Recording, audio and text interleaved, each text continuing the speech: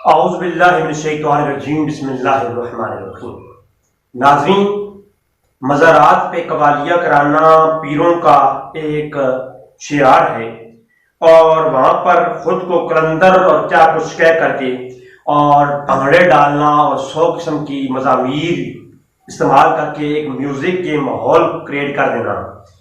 حتیٰ کہ آج کل میں سنیوں سے آج مخاطب ہوں، اپنے ہم مسلک لوگوں سے مخاطب ہوں کہ آج کل آپ نے دیکھا ہوگا کہ ایک دف کے نام پر نعت پڑھی جاتی ہے، اور اس پر الحمدللہ میں الگ سے کلپ بھی لاؤں گا کہ دف پر نعت پڑھنا جس کا آج کل ایک ماحول بنا ہوا ہے، یہ منع ہے، بلکہ فتاوی مصطفیہ میں ہے۔ شیخ الہند نے مفتی مصطفیٰ خان صاحب نے فتویٰ دیا تھا، فتاوی مصطفیہ، اس کے اندر موجود ہے کہ یہ قوالی یا نعت دف پر پڑھنا بھی منع ہے، بلکہ حرام تک یہ لفظ ہی موجود ہے فتاوی کے اندر۔ یہ تو ہے ایک الگ مسئلہ۔ اب آتے ہیں خاص مسئلے پر۔ آج انشاءاللہ تبارک و تعالی میں سنیوں سے مخاطب ہوں اور اپنے سنیوں سے دلائل کی روشنی میں الحمدللہ گفتگو کرنا چاہتا ہوں۔ احادیث کو بھی کوٹ کروں گا، فتاوی جات کو بھی کوٹ کروں گا، اور اہل سنت کا منہج اور موقف کیا ہے وہ پیش کروں گا۔ آپ اس بات کو بخوبی جانتے ہیں کہ میں یک طرفہ ہو گیا ہرگز نہیں بولتا، جو حق کی بات ہے وہ کرتا ہوں۔ تو جب غیروں سے ہم بحث کرتے ہیں دلائل کی روشنی میں، اور وہ بھی میں محبت سے کرتا ہوں، تو اپنوں کو سمجھانا یا ان کی اصلاح کرنا تو یہ ہمارا پہلا فریضہ ہے۔ ہاتھوں سے یا منہ سے بجائے جانے والے جتنے بھی مزامیر یا موسیقی کے آلات ہیں وہ سب حرام ہیں۔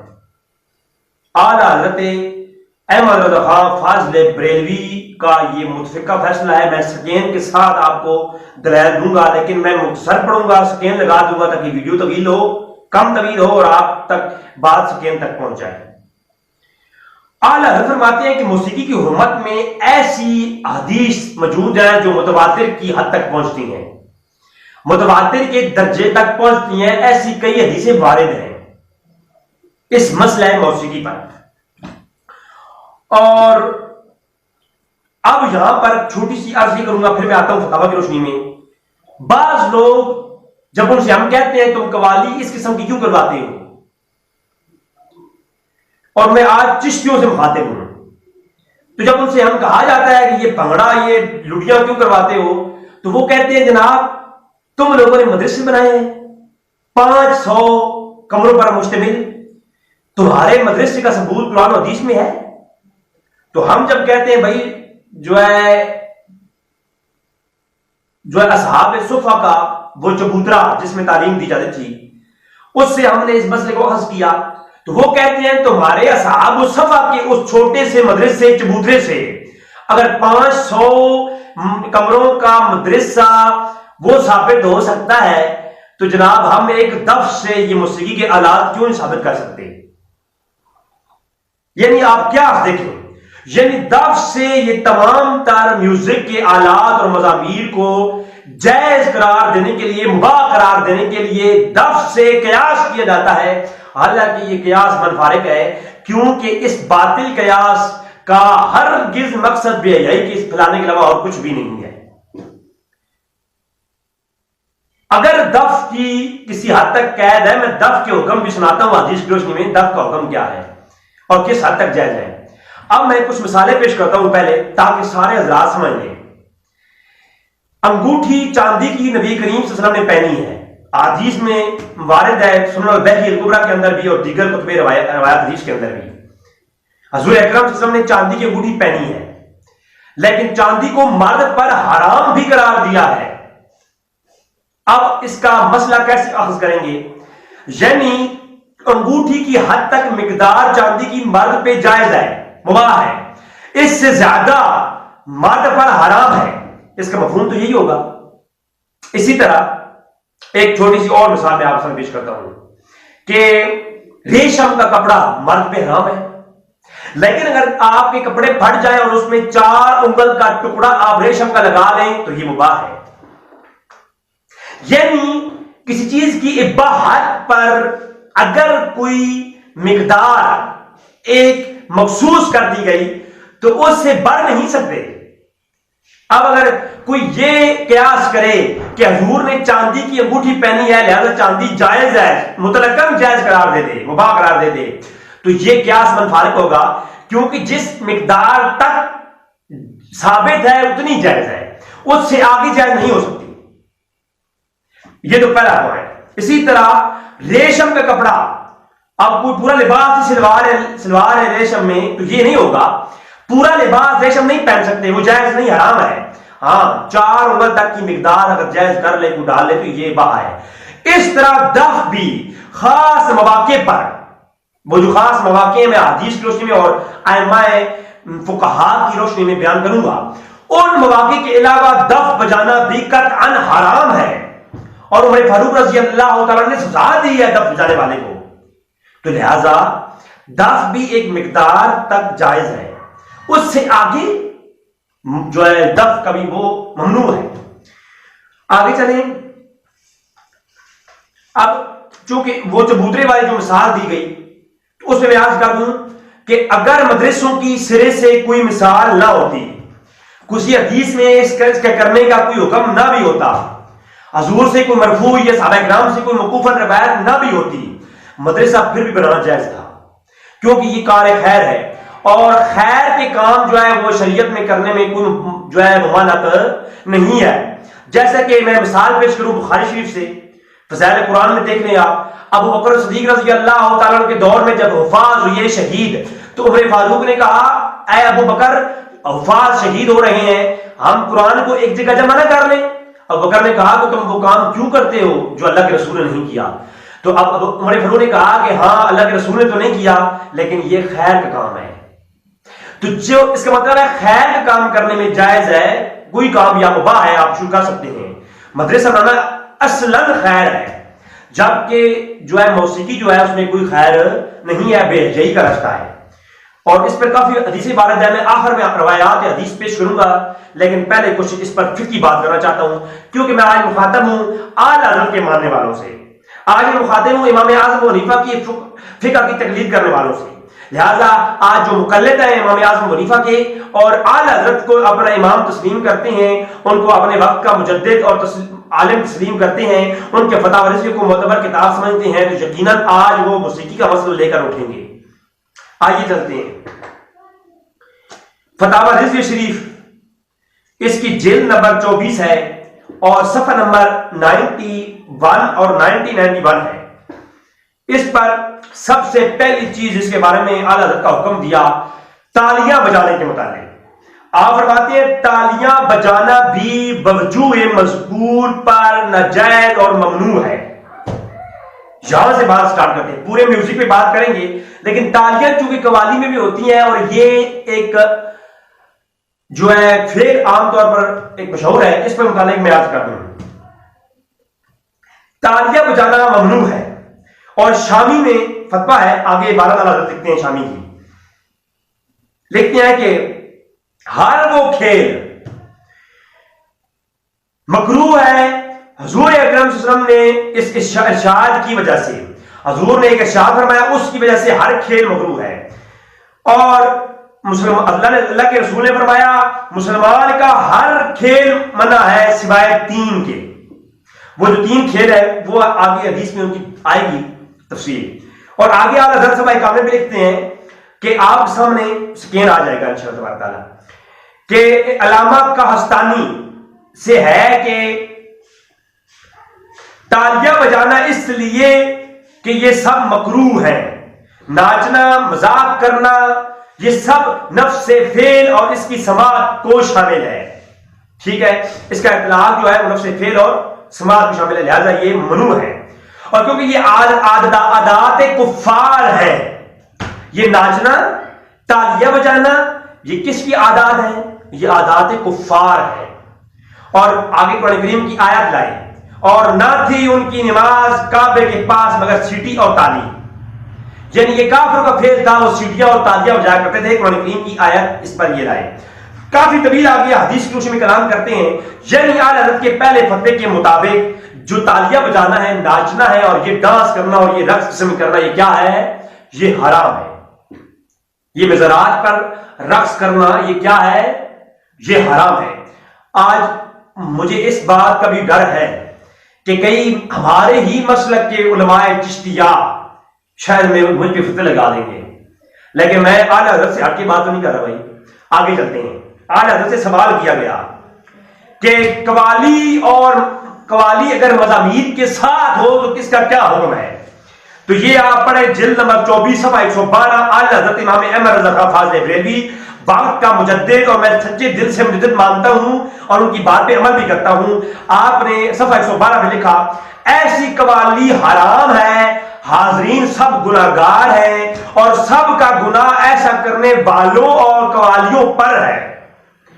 قوالیوں کا بھی گناہ اس کرانے والوں پر ہے، ان پیران عظام پر ہے جو کہ قوالیاں کراتے ہیں۔ اچھا اگلی بات، اور بغیر اس کے عرس کرنے والے کے ماتھے قوالیوں کا بھی گناہ جانے سے قوالیوں پر سے گناہ کی کچھ کمی نہ آئے گی۔ فتوے ذرا دیکھیں اعلیٰ حضرت کے، یعنی قوالی والا کرانے والا خود بھی گناہگار ہے اور جو باقی اس پہ شامل ہوتے ہیں نا ان کا گناہ بھی اسی پہ جائے گا جو پیر صاحب بیٹھے ہوں گے پیسے بٹورنے کے لیے قوالی کرا کر کے۔ میں کسی کا نام نہیں لے رہا، میں فتاوی رضی شریف پڑھ رہا ہوں، اعلیٰ حضرت امام احمد رضا خان فاضل بریلوی کا فتاوی، وقت کے عاشق اور مجدد کا فتاوی پڑھ رہا ہوں آپ کے سامنے سکین کے ساتھ الحمدللہ موجود۔ اس سے اگلی بات میں عرض کرنا چاہتا ہوں، اب فتاوی رضی کا صفحہ 115 کھولے جلد نمبر 24۔ اب یہاں پر وہ اہل سنت سنی حضرات کی اور اپنے جو ہے مریدین اعلیٰ حضرت امام احمد رضا خان فاضل بریلوی اپنے مریدوں کے جو ہے ان کی شخصی اور علمی کچھ نکات میں پیش کر رہے ہیں اور علمی غلطیاں درست فرما رہے ہیں۔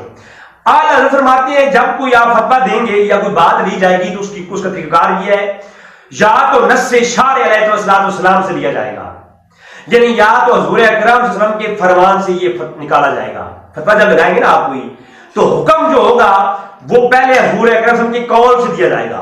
اور یاد رکھیں اعلیٰ حضرت جب نبی کریم صلی اللہ علیہ وسلم کا نام لیتے ہیں کہ ان سے نص لی جائے گی تو اس سے مراد قرآن بھی ہے اور قرآن حدیث بھی ہے، یعنی پہلے قرآن اور حدیث سے مسئلہ اخذ کیا جائے گا، اور اگر قرآن اور حدیث سے نہ ملے تو پھر قیاس کرنے والے مجتہد کا امام کا قول دیا جائے گا۔ یعنی قرآن اور حدیث سے اگر تمہیں مسئلہ اخذ نہیں کر سکے تو تم ان فقہ امام مجتہد امام اعظم ابو حنیفہ رحمۃ اللہ تعالی طرف رجوع کرو اور امام اعظم کا فتویٰ لو اس کا، یعنی سب سے پہلے قرآن پھر حدیث اور پھر امام کا قول، پھر امام اعظم ابو حنیفہ کا قول لیا جائے گا۔ اور یہ بھی اسکیم میں آپ سامنے لگا دوں گا، یہ اہل حدیث حضرات کے لیے بھی سوال ہے کہ وہ کہتے ہیں تم لوگ جو ہے وہ انتی تقلیدیں کرتے ہو، حالانکہ ہمارے ہاں تقلید کا جو موضوع ہے اس میں انشاءاللہ قریب لے کے آؤں گا۔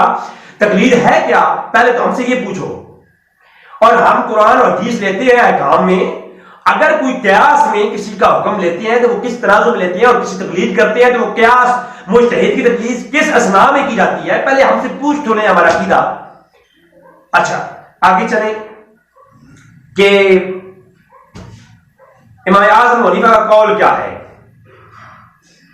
امام اعظم حنیفہ کا قول، اور اعلیٰ حضرت فرماتے ہیں کہ یاد رکھو حدیث پہ اچھے بات، حدیث صحاح مرفوعہ محکمہ کے مقابلے میں بعض ضعیف قصے یا محتمل واقعے یا متشابہہ پیش نہیں ہو سکتے۔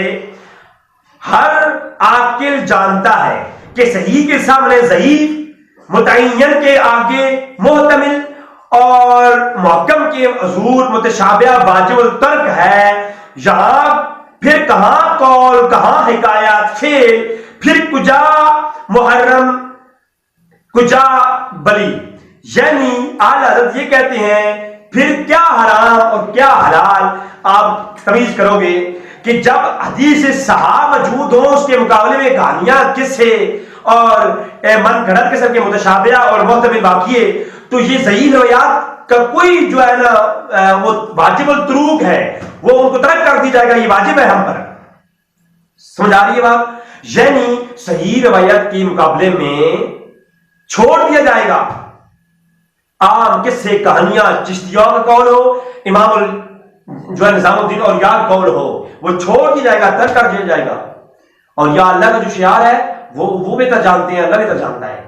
اور میں نظام الدین اولیاء کا بھی آگے چل کے ان کے بھی کتابوں سے حوالے دوں گا کہ جو چشتیہ کے جو روحانی پیشوا ہیں ان کے کیا احکام ہیں قوالی کے متعلق اور دف کے متعلق، اور کیسی قوالی وہ جائز کرتے ہیں، میں انشاءاللہ تبارک تعالیٰ اس کے بھی دلائل دوں گا۔ امام اعظم حنیفہ فرماتے ہیں، ان کا قول پیش کرتے ہیں امام اعظم کا صفحہ 116 پہ، فرماتے ہیں کہ مسئلہ اس پر دلالت کرتا ہے کہ کھیل کود کے تمام سامان حرام ہے، حتیٰ کہ گانے کے ساتھ ضرب لگا کر کے گانا بھی مزامیر میں داخل ہے اور یہ حرام ہے۔ اور پھر آگے فرمایا، اسی طرح امام اعظم حنیفہ کا یہ ارشاد کہ میں اس میں مبتلا کیا گیا اس لیے کہ ابتلاء حرام میں ہوا کرتی ہے، کہ امام اعظم حنیفہ بھی قول کرتی ہیں کہ میرا بھی یہی موقف ہے، امام اعظم حنیفہ کو یہی قول انہوں نے دیا کہ مزامیر حرام ہے اور اس طرح سننے والا کون ہے، فاسق ہے۔ اور اگلی بات کہ کہا گانے کے ساتھ، لکڑی کے ساتھ جو ڈھول بجایا جاتا ہے، جو یہ آواز اور مزامیر پیدا کی جاتی ہے، یہ بھی حرام ہے، اعلیٰ حضرت کا فتاوی رضویہ۔ اس کے علاوہ اگلی بات اعلیٰ حضرت کی سن کر کے جو لوگ ہوس پرستی کا شکار ہیں وہ جل جائیں گے، اور جو اہل حق اور اعلیٰ حضرت کے سچے ماننے والے ہیں وہ قبول کر لیں گے۔ اعلیٰ حضرت فرماتے ہیں، غرض حدیث اور فقہ کا حکم تو یہ ہے، ہاں یعنی حدیث اور فقہ کا حکم تو یہ ہے کہ مزامیر حرام ہے، قوالی سننے والا فاسق ہے، تالی بجانا حرام ہے، ڈھول بجانا حرام ہے، میں آگے چل کے حوالے دوں گا، لیکن حکم تو یہ ہے ہاں اگر کسی کو قصدن ہوس پرستی منظور ہو تو اس کا علاج کسی کے پاس ہے۔ کاش آدمی گناہ کرے اور گناہ جانے، اقرار لائے، اصرار سے باز آئے، لیکن یہ تو اور بھی سخت ہے کہ ہوس بھی پالے اور الزام بھی ڈالے اور اپنے لیے حرام کو حلال بنا لے، اسی طرح پر بس پھر اسی پر بس ہے نہیں، بلکہ معاذ اللہ اس کی تہمت محبوب خدا کا اکابر سلسلہ عالیہ چشتیہ کر سرا کے سر پہ دھرتے ہیں، یعنی وہ خود بھی غلط کر رہے ہیں اور خود غلط کرنے کے بعد پھر سارا الزام وہ اس کو حرام کو حلال سمجھ لیتے ہیں۔ یہ ایک اور ظلم، حرام کو حرام سمجھ کے کریں تو الگ بات، لیکن ایک تو حلال سمجھ لیتے ہیں اور پھر سارا الزام جو ہے وہ حضور نظام الدین اولیاء کے سر پہ اور علماء چشتیہ کے سر پہ ڈال دیتے ہیں۔ حالانکہ سیدی و مرشدی مولائی نظام الحق سلطان الاولیاء رضی اللہ تعالیٰ عنہ فرماتے ہیں فوائد میں، یہ اعلیٰ حضرت لکھ رہے ہیں، فرماتے ہیں فوائد میں لکھتے ہیں، شریف میں فرماتے ہیں کہ مزامیر حرام است، گانے بجانے کے وہ تمام آلات جو منہ سے بجائے جائیں یا ہاتھ سے بجائے جائیں وہ کیا ہے، حرام ہے۔ یہ کس کا فتویٰ ہے؟ چشتیوں کے پیشوا کا فتویٰ ہے، آپ کے سامنے نظر آ رہی ہوگی۔ کثیر آگے انہوں نے دلائل دی، میں اختصار سے آگے کرتا ہوں۔ آگے 24 جلد صفحہ 119 پہ لکھا ڈھول بجانا بھی حرام ہے، لہذا ڈھول بجانا بھی۔ اب آؤ ذرا تو آگے ہارمونیم کے بارے میں سوال کیا گیا حضرت سے، تو ہارمونیم کا جواب دیتے ہوئے حضرت فرماتے ہیں ہارمونیم ضرور حرام ہے جی۔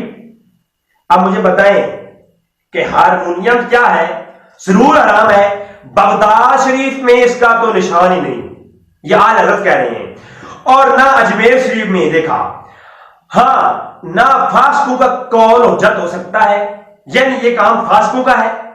اب فاسقوں کا قول حجت نہیں ہو سکتا، نہ کسی عالم نے اسے حلال کہا ہے، ہاں عالم نے کسی نے حلال نہیں کہا، جہل کہتے پھر، اور اگر کسی نے حلال کہا بھی ہو تو اگر کوئی کہہ بھی دیتا، آل حضرت فرماتی ہے، آپ ایمانداری دیکھیں آل حضرت کی، انصاف پسندی دیکھیں آل حضرت کی، فرماتی ہیں اگر کسی عالم نے اس کو حلال کہا بھی ہوتا تو وہ عالم، اگر کسی عالم نے اس کو حلال کہا بھی ہوتا تو وہ عالم نہیں بلکہ ظالم ہوتا۔ انصاف دیکھیں آپ آل حضرت کا، وہ کیا کون ہوتا؟ وہ ظالم ہوتا، عالم نہ ہوتا۔ اور اللہ اکبر، تو مزید آگے فرماتے ہیں، بڑی طویل بحث کی اور فرمایا کہ ناچنا नाच बाजा नाजायज गाने की आवाज भी सुनना ममनू, और अगर कोई ऐसी आवाज हो जो गाने की ना हो, तो अगर वो कुछ और बेअदबी भी ना हो उसमें लाए हो, तो वो सुनने में हर्ज नहीं। अलबत्ता मज़ामीर और इस किस्म की सारी आवाजें क्या है, हराम और ममनू है। ये तो थे आला हज़रत इमाम अहमद रज़ा खां फाज़िल बरेलवी। अब चलते हैं जरा फुकहा की तरफ। कोई आजकल ऐसे बरेलवी मैंने देखे जो कहते हैं आला हज़रत कौन है भाई, हमारा को मानते नहीं है। मैंने अमीर मुआविया के दिफा में जो कलिप अपलोड किए थे, जब मैंने उनके हवाले आला हज़रत के दिए, तो वो अमीर मुआविया को, क्योंकि वो शिया राफिजियत उनके अंदर घुस चुकी है, तो वो कहते हैं आला हज़रत का ये बात मानते नहीं है। आला हज़रत कौन है, यानी वो इतनी यमागोई से काम लेते हैं। तो मैं आपके सामने यहां पर एक और बेबात पेश करूंगा। आओ चलते हैं जरा फुकहा की तरफ। आला हज़रत से पहले जो फुकहा जिनको देवबंदी मानते हैं और आले सुन्नत के इमाम आज़म अबू हनीफा के जो है वो तरीक के बड़े फुकहा गुजरी हैं, उनकी तरफ चलते हैं। इमाम नजीम रहमतुल्लाह ताला, आपकी किताब बहर रकाइक फिक़्ह हनफी पर लिखी जाने वाली किताब, जो कोई हनफी हो, बरेलवी हो या देवबंदी हो, वो इससे हट के बात नहीं कर सकता। अगर देवबंदी होगा वो भी इसे मानेगा और हनफी होगा वो भी इसे मानेगा। तो इस फिक़्ह हनफी की इस किताब बहर रकाइक जिल्द नंबर 7, इसमें फरमाते हैं कि दो किस्में हैं मौसीकी की। एक पहली किस्म जिसे मज़ामीर कहते हैं वो कतअन हराम है। वो कहते हैं मुहर्रम हुआ अलातुल मुतरियते मन गैरुल हनाए कल मिसल मा सवाल काना मिन औदिन और नस्बिल कल शबाबते। यानी कहते ये हैं कि जो भी ये मज़ामीर और बजाए जाने वाले जितने भी आलात हैं उनका हुक्म हराम है, और हदीस पर कई हदीसें वारिद हैं। आगे चल के वो उमर फारूक रज़ी अल्लाह जो है उनकी रिवायत पेश करते हैं, कहते हैं दफ के मुतालिक कहते हैं दफ चंद जगहों पर मुबाह है। कौन कौन सी? वह ज़ब्त फिन निकाए वफी मानाए वल बलाइमा वकाना मिन हादिस व सरूर व यकरूहु फिल गैर मारवी अन उमर खत्ताब रज़ी अल्लाह तआला अन्हु।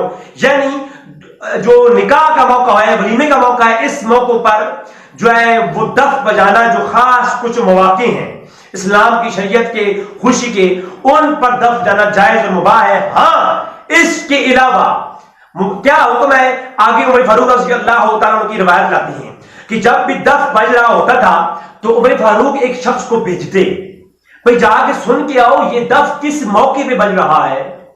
आए हाय हाय, उमर फारूक एक बंदे को भेजते, वो जाके सुनता देखता, अगर वो वलीमा और निकाह और इस तरह की मुबाह जगहों पर हो तो वो उमर फारूक क्या करते, वह साका था, उस पे ये नहीं कहते कि जो है वो बहुत अच्छा काम हो रहा है, ऐसा नहीं कहते, बल्कि खामोशी अख्तियार करते। लफ्ज़ सुने जरा आप,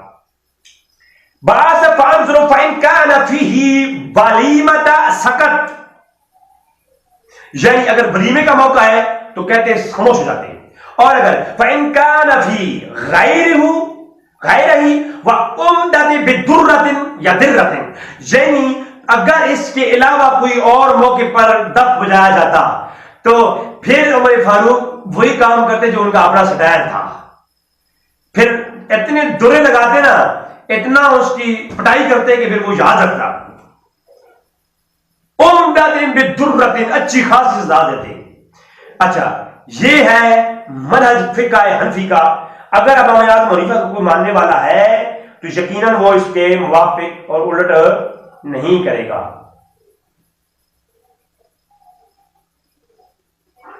और मजीद उन्होंने आगे कुछ टाइप लिखी है।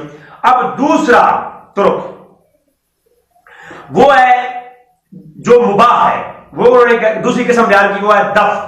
अब दफ बजाना भी निकाह के मौका पर और कुछ जगहों पर जायज करार दिया और वो नीचे गिना दी है, मैं स्कैन लगा दूंगा, आप पढ़ लीजिएगा। तो मजीद जो है इस पर हुक्म ये दिया कि जो है इसका ये हुक्म है। उमर फारूक ने फरमाया कि अल्लाह के रसूल ने फरमाया था कि अल्लाह ने मुझे मज़ामीर और ऐसे कामों को तोड़ देने का हुक्म दिया है। مزامیر کو گانے بجانے کی اشیاء کو توڑنے کا اللہ نے مجھے حکم دیا، یہ نبی کریم نے فرمایا تھا۔ اور حدیث کی روشنی میں امام رجیم نے فتویٰ دیا بحر رقائق کے اندر، فقہ حنفی کی معتبر کتاب، میں نے گھر میں ہرگز نہیں چھاپی ہے۔ اب آگے چلتے ہیں، تھوڑا سا آگے کیا اس کے بارے میں حکم آ رہا ہے، تو آگے چلتے ہیں۔ فتاوی مصطفیہ کے اندر موجود ہے کہ دف کے ساتھ نطخانی بھی حرام ہے۔ شیخ الہند مفتی اعظم ہند جو ہے، آپ نے یہ فتویٰ دیا۔ میں اس پر ایک الگ کلپ بناؤں گا کہ دف کے ساتھ جو ہے جو نعتیں آج کل پڑھی جا رہی ہیں، اب اللہ معافی کرے، اب اپنے سنی بریلی بھائیوں سے ہم کیا کہیں؟ محفل کم ہوتی ہے، وہ ایک بھگنے والا ماحول الگ ہوتا ہے۔ کیا نبی کریم صلی اللہ علیہ وسلم کی یہی تعلیم ہے؟ اللہ اکبر ہے۔ اور فتاوی عالمگیری 500 فقہائے حناف کا فتاوی، جو بندی نہیں اس سے جان چھڑا سکتے ہیں، نہ ہی بریلوی سے جان چھڑا سکتے ہیں۔ آپ 500 جو ہے علماء کا فتاوی عالمگیری کے اندر امام اعظم ابو حنیفہ کے جتنے بھی فقہاء احناف ہیں، ان کا 500 علماء احناف کے فتوے، مفتیوں کے فتوے، یہ فتاوی عالمگیری ہے، صفحہ 352 ہے، جلد نمبر 5 ہے۔ آپ فرماتے ہیں فتاوی عالمگیری کے اندر فرماتے ہیں وَسِمَاعُ طُولُ وَرَقْصٍ بِالْفِعْلِهِ فِي حَرَامٌ زَمَانِنَا فِي زَمَانِنَا حَرَامٌ، کہا کہ یہ جو ہمارے زمانے میں یہ جھوٹے صوفی رقص کرتے ہیں، طول کرتے ہیں اور یہ قوالیاں کراتے ہیں، یہ جو ہے یہ کیا ہے؟ یہ حرامن، یہ حرام ہے۔ اور فرمایا اللہ اکبر، اگلی بات سنیں، صرف یہ حرام قرار نہیں دیا بلکہ فرمایا کہ ان کی طرف قصد کرنا، ان کی طرف کیا کرنا؟ وہ قصد الیہ لا یجوز قصد الیہ، ان کی طرف قصد کرنا، ان کی طرف جانا، ان کے جلوسوں میں شرکت کرنا، یہ ہرگز ناجائز ہے۔ فتاوی عالمگیری 500 مفتیان احناف کا فتویٰ کہ جو ہے قوالی اور رقص اور اس طرح کے یہ جو ماحول ہوتا ہے سماع کا، ایسی محفلوں میں جانا اور یہ جو جھوٹے صوفی کراتے ہیں یہ حرام ہے، اور ان کی طرف قصد کر کے جانا ناجائز ہے۔ نہ ان کے ساتھ بیٹھو نہ جاؤ۔ یہ کس کا فتویٰ ہے؟ اب میں کیا کہہ سکتا ہوں؟ آؤ آگے چلتے ہیں ذرا۔ بہار شریعت اعلی حضرت امام احمد رضا خان فاضل علی کے مجدد اور آپ کے جانشینوں کا جمع کردہ یہ موقف اعلی حضرت کا ہی ہے، اور اللہ اکبر۔ آپ فرماتے ہیں بہار شریعت کی جلد نمبر 3 صفحہ مسئلہ نمبر 5 پر سب لکھتے کیا ہے؟ سنو، ناچنا، تالی بجانا، ستار، ایک تارا، دو تارا، ہارمونیم، چنگ اور تنبورا بجانا اور اس طرح کے دوسرے قسم کے باجے سب ناجائز ہیں۔ اور یہ انہوں نے کہا کہ میں نے رد المختار سے لکھا ہے، یعنی رد المختار کے اندر بھی یہ حکم لکھا ہوا ہے، اور انہوں نے وہاں سے یہاں کاپی کیا۔ مسئلہ نمبر 5 بہار شریعت، یہ گانے بجانے، ہارمونیم، یہ سب کچھ کیا ہے؟ ناجائز ہے۔ سمجھ آ رہی ہے بات ہے؟ اب آتے ہیں تھوڑا سا محدثین کی طرف، کچھ حدیثیں پیش کر دیتا ہوں، میں بس پڑھ دیتا ہوں، سکین لگا دوں گا پھر انشاءاللہ تعالی آپ خود جو ہے پھر فیصلہ کر لیجیے گا کیونکہ وقت نہیں رہا۔ سنن الکبریٰ بہقی کے اندر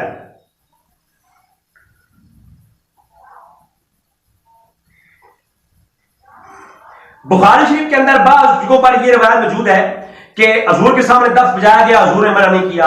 بھئی خاص مواقع پر یہ اعتراض ہوتا ہے، خاص مواقع پر دف بجانے کا جواز ہے، وہ میں نے عمر فاروق رضی اللہ عنہ کی روایت سے اور بحر رقائق سے بیان کر دیا۔ اگلی بات میں بتاؤں، امام بہقی نے سنن الکبریٰ کے اندر جو ہے ایک پورا باب قائم کیا، باب ما جاء فی ذم ملائی والمعازف والمزامیر ونحوها، یعنی جو ہے یہ مزامیر، یہ جو باب قائم کیا، توجہ فرمائیں، باب قائم کیا کہ کھیل کود اور مزامیر کی مذمت میں حدیث کی کتب کے اندر پورا باب موجود ہے، مزامیر اور جو ہے یہ اس کی مذمت میں۔ اب اس میں آگے جو ہے حدیثیں لائے ہیں کافی ساری، میں ایک روایات آپ سامنے پیش کر دیتا ہوں۔ حضرت مالک الاشعری سے روایت ہے کہ मेरी उम्मत, हुजूर ने फरमाया मेरी उम्मत के कुछ लोग शराब को नाम बदल के पिएंगे और उनके सरों पर मौसीकी के आलात बजाए जाएंगे और वो गाने सुनेंगे, और अल्लाह उनमें से बाज को बंदर और बाज को खंजीर बना देगा। मैं आपको इबारत दिखा दूंगा, इबारत पढ़ूंगा तो वक्त लगेगा। और इसके अलावा जो है एक और इसी के अंदर रिवायत इसी बाब में मौजूद, तुम पर हराम है, हुजूर ने फरमाया, शराब, जुए और तबल और ढोल वगैरह सब कुछ तुम पे हराम है। और इसके अलावा जो है एक और रिवायत में भी है कि तुम पे जो है ये हराम है, जो है कुछ लोग मेरी उम्मत में अनकरीब ऐसे पैदा होंगे जो फतवा कि मैंने बरात पेश की है, उनके अंदर वो हदीस लिखी हुई है, वो आप पढ़ लीजिएगा स्क्रीन से, कि हुजूर ने फरमाया मेरी उम्मत में कुछ ऐसे लोग पैदा होंगे जो बदकारी को आम कर देंगे, जिना को आम कर देंगे, और दीगर उन्होंने गाना सुनने की शौकीन होंगे। तो उस मुतालिक भी सारा हुक्म वहां वो हदीस शरीफ मैंने पेश कर दिया हज़रत की, आप स्क्रीन पढ़ लीजिएगा। इसके अलावा इब्न अब्बास की रिवायत है इसी बाब के अंदर, आपको मैं दिखा दूंगा कि दफ बजाना हराम है, दफुन हरामुन, जो है वल माजिफुल हरामुन वल कुवैत हरामुन वाला मज़ामीर हरामुन, यानी इब्न अब्बास ने फतवा ही दे दिया, दफ हराम है, मज़ामीर हराम है, और दीगर मुंह से बजाने वाले और दीगर माजिफ भी हराम है। तो नाज़रीन, मैंने किसी मसलक पर अटैक नहीं किया, मैंने अपने लोगों पर के खिलाफ नहीं हुआ, और ना ही मैं वहाबी हो गया हूं ना ही मैं वहाबी हो गया हूं। मैंने आपके सामने जो है ये अहले सुन्नत वल जमात का मौक़िफ़ रखा। ये मज़ारात पे दफ बजाना, ये ड्रामेबाजी करना, ये किसी का कोई इस तरह पे कोई दलाल नहीं है। अगर होते तो अहले सुन्नत और बरेलियों का हमसे ज्यादा दफा किसने किया है? अरे हमें बताओ तो सही ना, अहले तशय्युअ के खिलाफ हमने जो है कदम उठाया, बकाया अहले सुन्नत वल जमात बरेलियों का दिफा हमने किया है। तो ये तो जो हक है वो इंशाल्लाह हम आपके सामने रखेंगे। लिहाजा जो है ये जो चीजें मैंने आपके सामने पेश की, काफी सारी और बयान दी है, मैं इंशाल्लाह स्क्रीन लगा दूंगा, आप जरूर पढ़ लीजिएगा। वमा अलैना इल्लल बलागुल मुबीन।